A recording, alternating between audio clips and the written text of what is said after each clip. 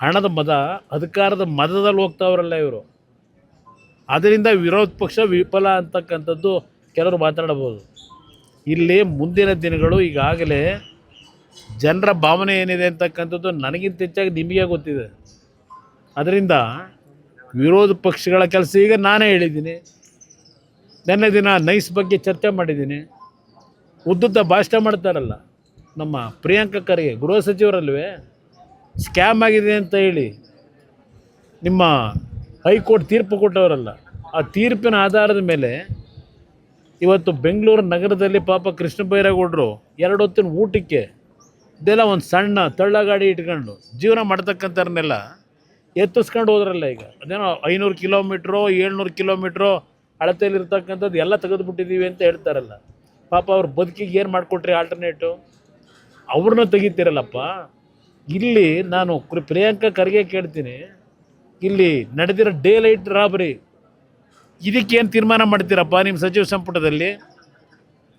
ಕೃಷ್ಣ ಬೈರೇಗೌಡರು ಪ್ರಿಯಾಂಕಾ ಖರ್ಗೆ ಕೇಳ್ತೀನಿ, ಪೊಲೀಸ್ ಇಲಾಖೆ ಇದೆಯಲ್ಲಪ್ಪ, ಅದೆಂಥದ್ದು? ಕೃಷ್ಣ ಬೈರೇಗೌಡರು ಕಂದಾಯ ಸಚಿವರು. ಹಿಂದೆ ನನ್ನ ಮೇಲೆ ನನ್ನ ಭೂಮಿ 40 ವರ್ಷದಿಂದ ಖರೀದಿ ಮಾಡಿದ ಭೂಮಿಗೆ ಅದೆಲ್ಲ ಒತ್ತುವರಿ ಆಗಿಬಿಟ್ಟಿದೆ ಅಂತೇಳಿ ಎಂಥದ್ದು SIT ರಚನೆ ಮಾಡಿಬಿಟ್ರಲ್ಲಪ್ಪ.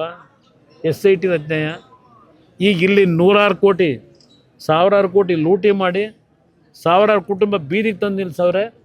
4000 ಕುಟುಂಬಕ್ಕೆ ನಿವೇಶನ ಕೊಡ್ತೀನಿ ಅಂತೇಳಿ ಇವತ್ತಿನವರೆಗೂ ಒಂದು ನಿವೇಶನ ಕೊಡಲಿಲ್ಲ. ಯಾಕಪ್ಪ ಇನ್ನೂ ಮೌನವಾಗಿದ್ದೀರಿ? ಮಾತಾಡ್ರಪ್ಪ ಇದ್ರ ಬಗ್ಗೆ. ಏನೇನಾಗಿದೆ ಅಲ್ಲಿ? ಪೊಲೀಸ್ ಇಲಾಖೆ ಇಟ್ಕೊಂಡು ಅದು ಏನು ತನಿಖೆ ಮಾಡ್ತೀವಿ ಮಾಡಪ್ಪ. ಹೈಕೋರ್ಟ್ ಆದೇಶ ಕೊಟ್ಟವರಲ್ಲ, ಇದೆಲ್ಲ ಬಿಟ್ಟು ಇರೋ 3 ದಿವಸ ಇನ್ನೇನು 1 ವರ್ಷ ಆಯ್ತಾ 1.5 ವರ್ಷ ಇದೆಯೋ ನಿಮ್ಮ ಮನೆ ಬರ ಗೌರವ ಉಳಿಸ್ಕೊಳ್ಳೋ ಕೆಲಸ ಮಾಡಿ ಅಂತ ಹೇಳ್ತೀನಿ. ಯಾವುದು ಇದು? ಇಂಥ ಒಂದು ತೀರ್ಮಾನ ನಿಜಕ್ಕೂ ನಗುಪಾಟ್ಲೋ ಏನು ಹೇಳಿ? ಈಗ 30 ದಿನದಲ್ಲಿ ಅದೆಂಥದ್ದು ಹೊಸದಾಗಿ ರಿಟರ್ನ್ ನ್ಯಾಯಮೂರ್ತಿ ಇರಬೇಕೇನೋ, ಗುರುನಾಥೋ ಏನೋ ಗೊತ್ತಿಲ್ಲ ಹೆಸರು, ಅವರ ಒಂದು ನೇತೃತ್ವದಲ್ಲಿ ಈಗ ಅದೆಂಥದ್ದು ಸಮಿತಿ ವರದಿ ತಗೋತಾರಂತಲ್ಲ. ನಾನು ಕೇಳಲಿಕ್ಕೆ ಬಯಸ್ತೀನಪ್ಪ, ನೀನೇ ಸದನ ಸಮಿತಿ ಮೆಂಬರ್ ಆಗಿ ನಿನ್ನ ಕಾಂಗ್ರೆಸ್ ಪಕ್ಷದ ನಿಮ್ಮ ಆದಿನಾಯಕಿ ಸೋನಿಯಾ ಗಾಂಧಿದು ಮಲ್ಲಿಕಾರ್ಜುನ ಖರ್ಗೆದು ಫೋಟೋ ಹಾಕ್ಕೊಂಡು ಸದನ ಸಮಿತಿಯ ಸತ್ಯ ಶೋಧನಾ ರಿಪೋರ್ಟ್ ಅಂತ ಕೊಟ್ಟಿದ್ದೀರಲ್ಲಪ್ಪ 2006ರಲ್ಲಿ.